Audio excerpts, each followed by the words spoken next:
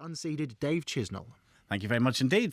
midnight. We've got all the national newspapers in front of us this morning. Let's have a look through them with the broadcaster and journalist Trish Dudu. Hello to you, Trish. Hello, darling. How's your diet going? It's not. Oh, sorry. And Jonathan Davis is the Managing Director, Financial Planners Armstrong Davis. Hello, Jonathan. Hello, Stephen. Right, there's loads and loads of headlines to get through here. Let's start off with the Mail.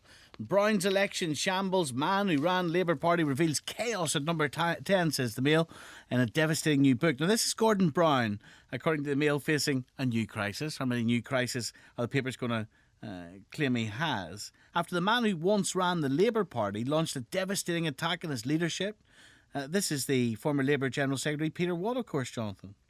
What timing, of course, just a couple of days after the apparently botched attempt to have a secret ballot to get rid of Brown.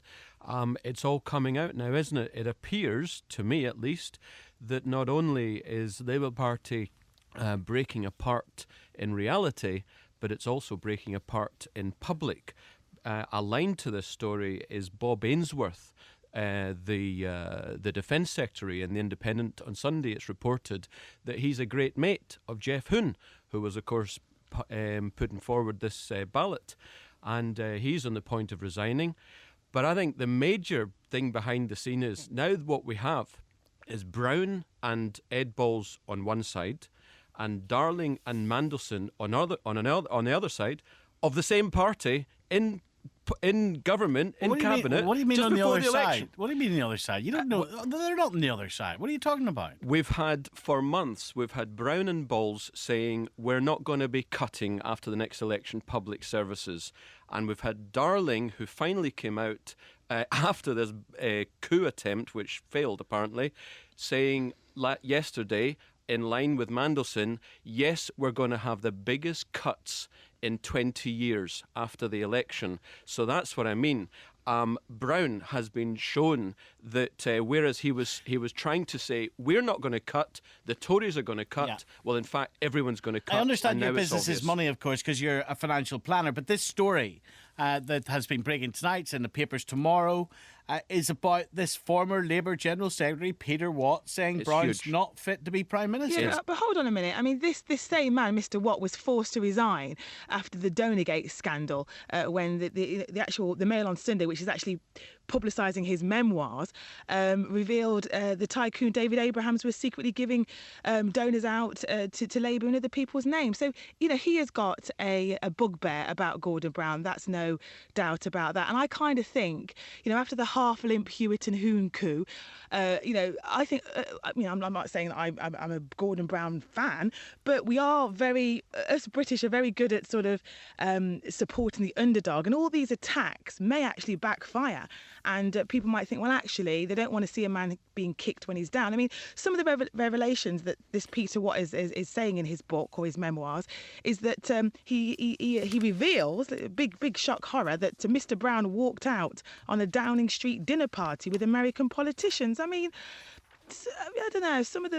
You sometimes have to question where people's motives come from. So I don't know. I think he's heavily motivated because he must hate Gordon Brown's guts, because Brown called him criminal in public in relation to that Donergate. But the fact is, the police said there's no case. Brown was talking against the guy when in fact it was probably someone else's fault entirely. But Brown seems to be like a cat with 9 lives. He seems to be surviving every single attempt to get rid of him. And I do think that, like I say, there is a danger of all this sort of Brown bashing having the opposite effect. He may have 9 lives, but he's lost a paw recently. He has been severely weakened by everything that's going on now. And I'm quite convinced. Yes, you're right. It's important that it is being serialised, we see, in the very right-wing Mail. That's a very important point. But it's a very serious point. Brown may not be the guy who takes Labour into the general election. Well, who should take Labour into the general election? Who would you have your money on? There are some very able candidates who are media friendly. I think David Miliband is media friendly. No. I think he's someone who the public trust. They see him on television. Well, I believe so. He's the foreign secretary, and people look at him and say, this guy's a straight-talking guy. And People look at him and think he's a young guy with a little bit of grey hair at the front, but hasn't been in politics long enough. That's some people may argue. And no one likes a sort of Miliband brothers sort of family tree. And to be honest, if you can come up with a really good candidate, then name one. Let's move on, if you don't mind, to some of the other headlines, front pages in our papers, both the Sunday Express tomorrow and the Independent, leading on the weather. The Sunday Express headline, freeze may kill 60,000. The Independent on Sunday, the big freeze 2010, an audit. And they say 40,000 is the figure that the number of extra people who government experts fear may die this winter because of the cold. And some of the stats within both these articles are shocking. Welcome to Britain, the third world country. God knows, we hope there aren't deaths of this scale. Oh my God, it's outrageous. Well, we look at the cold weather payments. What is it? Roughly 260 quid if you're over 60, and if the temperature is at freezing or below for a week, then there's some more money. People really should be financially okay to pay the bills. They must not be thinking, I can't put the heater on. I mean, that is dire. But that's the reality. I mean, my mum's 73 and she's scared about putting on her heating in parts of the day. She will just wrap up warm and bear it out into the evening. And these other stats that Stephen mentioned, I mean, £690 million is the cost of the economy every day in lost production. 2 million. 2 million. I thought it was 200,000 there. 2 million is the number of GCSE and A-level exams which are likely to be postponed. I looked at that, and I also saw a similar one, that the Independent saying that 8,500 schools have closed so far. Well, you might hear, I'm from Glasgow originally, and we've got pretty bad weather up there most winters. And I remember as a kid, our school never closed. So I don't understand what's going on here. We're soft. But also, I mean, I'm a mother of two, and it's wreaked havoc in my household because the boys' schools have been closed. And then today, our water was turned off for 4 hours because of a neighbour's burst pipe. And again, one of the statistics on the front page of the Independent on Sunday is that £75 million is the weekly cost of repairing burst pipes. It's like you've said, it's almost like we're in a third world. The other story, of course, we did an hour on this last night as a special from Northern Ireland. In the Independent, I see on Sunday there, I think it's page 2, Iris Robinson expelled as her husband hangs on, and the MP for Strangford in Northern Ireland and a member of the Stormont Assembly yesterday, this is today, expelled from the Democratic Unionist Party. That's the largest party in Northern Ireland after this astonishing sex scandal which has gripped Ulster. Stephen, I actually listened to your show last night, and I heard the long piece that you did on this, which I thought was tremendous. And I just thought about Mrs. Robinson, a very powerful political figure in a region of our country, in a country in its own right, in Northern Ireland. And I don't know, I just think this is another powerful person who thought they were above standards, above the law, and I'm very, very uncomfortable at all this, and I'm glad to see her go. And also, a lot of my female friends are actually, sort of shocked and horrified at the age gap. I know women get sort of pilloried if they go out with anyone younger than themselves. Why does the age gap matter, Trish? I think... Just to remind people, Iris Robinson, MP at Westminster, was 59. Now, of course, there's no illegality in her having sex with a 19-year-old. So why does it matter about that age? Obviously, we're setting aside the fact that she was married here. Why does the age gap matter? Well, my partner is 11 years older than me, and I like the balance of a man being older. We'll get a lot of phone calls being angry at me now, but I kind of like that sort of natural balance where the man is slightly older. But I know it doesn't happen in a lot of cases. But I think the fact that she allegedly went into her lover's father's newsagent when he was a boy, so she sort of saw him grow up, just really grates with me. And I think 40 years, I mean, I'll be honest, Stephen, I felt the same way when that Rolling Stones Bill Wyman was dating the waitress who's now snogging somebody's face off in Big Brother. I think 20 years is a big enough gap. The First Minister in Northern Ireland, the man who runs the country, her husband, Peter Robinson, is clinging to his political life, as some people have been describing it. He insists he has done nothing wrong. He insists that some of the revelations which were broadcast on the BBC Spotlight programme, that's the current affairs programme in Northern Ireland, were a surprise to him. And he has some questions to answer. He's asked that a senior QC from within his department has a look at whatever questions the public feel he has to answer. But here's the stuff that I want to get into tonight on this, just for a minute or so. There's actually, among all the expenses scandal and all the payments that we had about MPs last year, there's an issue here with Iris Robinson, because you see, by resigning as an MP next week, she stands to lose out on the £32,000 golden goodbye, as some of the papers will call it, tomorrow morning. Now, that would have been available to her if she had held on until the next general election. So that would have been, she will lose that. However, and this is what I'd love your views on tonight. The number is 0500 909 693. Here you have this MP now thrown out of her party, disgraced, but she will still get a final salary pension, and she will still get a winding up allowance of about £42,000 to pay off staff and meet other administration costs. What do you think, Jonathan? That's in fact exactly the point I was going to make. She's not going to be short. She and her husband have done extremely well financially from politics in Northern Ireland. Well, let's be honest, she's lost a lot more than money. She's lost her credibility, her respect, her standing. I understand what you say, Stephen. I don't think it is fair. I think, when people are disgraced, they should go, and that's it. There's the door, and they should get no money. But the fact of the matter is, there are people working for her who are going to be impacted and affected, and surely they don't deserve to be cut off. The story we were doing earlier, by the way, I'm interested in your views on this, Trish, and I know people have been calling us about it. This former soldier who's been spared jail after having sex with a 13-year-old, you're saying already, yes. A 13-year-old girl. Well, I mean, to be honest... He was given a suspended sentence. Just to remind people who might have been just joining us, the judge said that the 13-year-old girl did most of the running, that she seduced him, that she was precocious, and that the 41-year-old soldier was a simple man and therefore as vulnerable as the 13-year-old he had sex with. I mean, I'm just appalled. I mean, I haven't got a daughter, but if I did, I'd be equally as horrified. The fact of the matter is, allegedly, she supplied the condom that they had sex with. So she's obviously, she's not naive, so to speak. But he's a man in his 40s. I don't care how simple he is. He knows that he's getting to bed with somebody who is a lot younger than him, even if he didn't know she was 13. And I'm, horrified at the judge's comments. I mean, that just opens the door to all sorts of craziness in the future, where people will, including paedophiles, will say, well, actually, I'm a simple man. I only got 2 GCSEs and I don't really know what's going on. I think Karen in Hampshire wants to talk to us about this tonight. Hello, Karen. Hello. Hi. You're a social worker, is that right?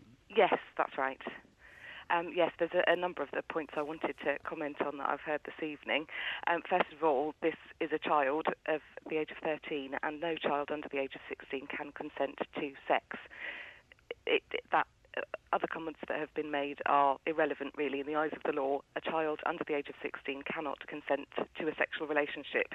It makes no difference if the man is 41 or if it's a 15-year-old and a 13-year-old. There is one of the comments that was made was, I think, at the age of 13, people can consent to sex, children can consent to sex. There is a difference in the sentencing guidelines about sexual activity, sexual offences with children under the age of 13 and over the age of 13. But in the eyes of the law, it is still illegal under the age of 16. This is a child who needs protecting. Absolutely. And also the fact that the comments have been made that this is a simple soldier. How simple can he be if he was in the army? Well, as I said earlier on, Karen, part of the mitigation in the case was the fact that he was in the army for nearly a quarter of a century and he did not move up the ranks. He left at the same rank as he joined. But Stephen, apparently, I'm sorry to jump in here, apparently he was warned by a fellow colleague that this girl was quite developed mentally and sexually. He was actually warned. So it's not a case that he walked into this bedroom not knowing the the consequences and the potential danger. He can't be that simple, and I'm really angry that people are using this as some sort of defence. That there's girls out there with short skirts and they lure men. Well, yes, I'm not being. Of course, I do think there are girls like that, but the fact of the matter is, he's in his 40s. I'm sure he's seen his birth certificate, and I agree completely with that caller there that it's disgraceful. Can I just add to this? I think it's a very interesting judgment. This is a guy, as you say, was 25 years in the army. They're using the word he was simple as if he was subnormal educationally. Well, I'm quite sure if he was 25 years in the army, he was anything but that. I agree. And also, there's tests that people have to go through to be accepted into the army in the first place. So he has to be of a certain level of understanding to have got into the army, no matter whether he left 25 years later at the same rank. Were you surprised then, Karen, to hear some of the callers this evening have a lot of sympathy for that 41-year-old man and put a lot of the blame onto the, some of our callers, some of our contributors were refusing to accept the definition of the 13-year-old as a child? Absolutely. And children start their periods at the age of 8 or 9. Are we saying that they're women and they're fully mature at the age of 8 or 9? I don't think that's an acceptable argument to use, that she is okay, she's physically able to have children of her own. This man was convicted. The controversy is that he was not given a custodial sentence. Do you think there has to be a custodial sentence every time, Karen? I think that depends on a lot of different factors. I think that depends on his previous offending history. Well, he had none, and this is the judge's point. No point. offending history. There is at this stage in his offending, he wouldn't necessarily be classed as a danger to children because he hasn't got a string of he hasn't got any previous offences. I'm surprised that it's a suspended sentence with no intervention whatsoever. You would at least expect some community supervision and input. Yeah. As part of a sentence, but to suspend it completely is the surprise, not necessarily that he didn't go to jail. Karen, thanks so much for calling us tonight. Thank you. Can we have a look, Jonathan, at and Trish, at the front page of the Sunday Telegraph tomorrow? Their lead health and safety rules stop street gridding. This is householders and businesses told not to clear icy paths or they could be sued. Was this written by Monty Python, do you think? I mean, you couldn't make it up, could you? I mean, people so are trying... what way does this work? Well, apparently, if they don't clear it fully and someone has a fall, then you could be liable. And, of course, that's perfectly fair. So, basically, clear it properly. That's all you have to do. Or leave it, or actually leave it. That's what they're saying. Oh. Absolutely leave it, because if you leave it and, then you're not liable, which is absolutely crazy. Whatever happened to community spirit and everyone getting in there and helping out and sorting the problem? It's just mad. Absolutely, I just can't believe that this is... So what way, explain to me, John, how this works then. According to this article written by Robert Mendick and Laura Donnelly. Hello, Robert. Hello, Laura. They've written this article for the front page of the Sunday Telegraph. Pavements are being left covered in ice because of the ludicrous laws, as the reporters, the journalists call it, that put homeowners and businesses at risk of being sued if they try to clear them. So if you try to clear your own driveway, what happens? And if you don't clear it properly and someone slips and has an accident, or if it's a driveway and a car crashes, you could be held liable. Here it is. Under current legislation, says the Sunday Telegraph, householders and companies, this is on their front page tomorrow, open themselves up to legal action if they try to clear a public pavement outside their property. If they leave the path in a treacherous condition, they cannot be sued. And also councils, which I didn't know, I was shocked at this. Councils don't actually have a legal obligation to clear pavements. Did you know that? So if they try to clear it up, they can be sued. If they just leave it as bad as possible, as bad as it is, they can't. No, yes, because you obviously, if people slip, then obviously the councils and we and this lot aren't liable because we didn't try to make it safe. I mean, it's the same front page of the Sunday Telegraph has a picture of Miley in class, who apparently is being chased by the police after waving a knife at people who were burglaring her house. Apparently, I think political correctness has gone completely mad at times. The Institution of Occupational Safety and Health, no less, is quoted in the Sunday Telly tomorrow. That's the professional body representing 36,000 health and safety experts. They gave warning that this kind of action could lead to legal action. In guidance to its members who advise businesses through the country, it said, when clearing snow and ice, it is probably worth stopping at the boundaries of the property under your control.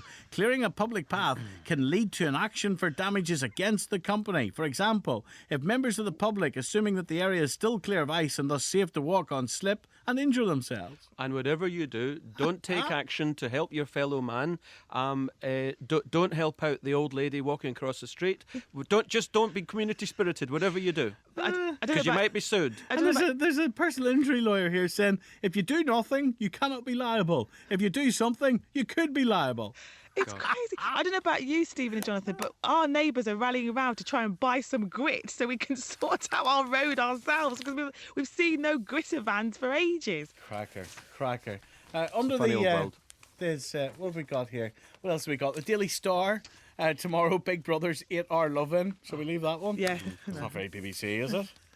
Imagine me spending some time talking about an 8-hour loving on Big Brother. What about this one, Stephen? The front page of The Observer, apparently food costs are going to soar as the big freeze deepens because obviously farmers can't get the food out enough. That scares me as a mother of two kids, knowing that, food prices are going to, go absolutely soar and leave us all even more skint than we are. I think there's a bigger issue behind that. I think because our currency is devalued, we import a lot of our food. I think it's less about homegrown food; it's imported food that's going up in price. So I think they're masking it by using the big freeze. And similarly, I hear that the big retail chains, they've got less people going into their shops right now. They're blaming it on the weather. I'm sure that's a part of it, but I think actually it's to do with the economy generally. Okay. That story also in the front page of The Observer, stabbed to death for trying to help. This is Terrible. The 31-year-old described as a hero after he was fatally stabbed while trying to stop muggers in East London. Absolutely He despicable. pursued two men, didn't he? Sorry, Jonathan. Yep. Who had snatched a woman's handbag. Absolutely despicable. When I read this, I said, "Oh my God, it's terrible," and actually it's linked in a sense to what was said earlier about Mylene Klass, who was warned off by police for scaring off burglars with a knife who had entered her shed. Interestingly, of course, she's on the front page of the Sunday Telegraph. I'm not exactly sure it's front page news, but I'm sure it doesn't harm the Telegraph to have a pretty girl on the front page. But again, here we have political correctness, and we have what can you do to protect yourself? But I must admit, Jonathan, I asked about 7 of my friends before I came into the studio this evening, a reaction to the story, the tragic story of Sukwinder Singh stabbed after trying to stop muggers, and all of them said, well, you can't, they'd never do it. They'd never, ever be a have-a-go hero. How stupid. And of course, the guy's dead, so it's an awful story. I'm just saying that there seems to be no sympathy for my friends anyway, that this guy, should have just kept well alone and let them run off with the bag, which, it's a sort of testament to potentially our cowardness now. People don't want to intervene. Well, I think you're right, and actually I can understand where your friends are coming from. And of course, what's particularly interesting, if I have read correctly, that Mr. Singh is actually an Indian national, and he's over here for work, or was over here for work. I apologise, God rest his soul. So perhaps in India they help out, and perhaps here we've heard so many of these stories over the years that we don't any longer. We're too scared. Talking about scared, I don't know if you mentioned it, Stephen, this awful story about the Tonga, the event in Tonga with Emmanuel Adebayor. Yeah, Togo, yeah. Togo, yeah, and we led with that tonight. Dreadful. What I'm amazed about the Togo story is it took them all day, the Togo football authorities, to decide to bring the footballers back. If that had been David Beckham, it would have been like a nanosecond. I'm sure Dalton Adebayo will be talking about this at some stage of this programme tonight. He's on, of course, from 1 o'clock. Morning to you, Dalton. Good morning, Stephen. And I should say that your guests there are as they're as up to date about what's going on with the Togolese players as we are. There seems to be a confusion as to whether they are actually going to withdraw from the African Cup of Nations or not tonight. We've been speaking to a correspondent in Togo. He says that the government have demanded that they should come back, have sent a plane for them to return home, and that the team are in no way to continue. But yet we are still hearing some suggestions that they will continue tonight. We'll bring you the latest on that, of course, throughout the course of the programme. We're going to link up with our native New Yorkers as ever. And for our film phone-in this morning, Stephen, it's a classic. You know that I starred in a Hammer House of Horror film when I was just 8 years old. Really? With Vincent Price and Christopher Lee. It's The Oblong Box, but when I say starred, I featured in it. I shouldn't exaggerate. But tonight's discussion is about Hammer House of Horror, so no doubt one or two of you will be looking online to see Dotun Adebayo in The Oblong Box and commenting on that as well. Do you know what? I can't really put my finger on it, but there's something about you I like. You keep your finger to yourself, Stephen. I can't put my finger on it. I think I've missed you over the Christmas period, Dotun. I've missed you too, sir. Oh my, what is this loving? Oh my, Jonathan, we're being left out here. They just, oh. Thank you, Jonathan. We'll have a group hug. Thank you, Trace, for that. See you, Stephen. Dotun, we look forward Bye-bye. to Thank you, hearing you at Stephen. 1 o'clock. Thank you. Here's the latest news now. It's 12:31.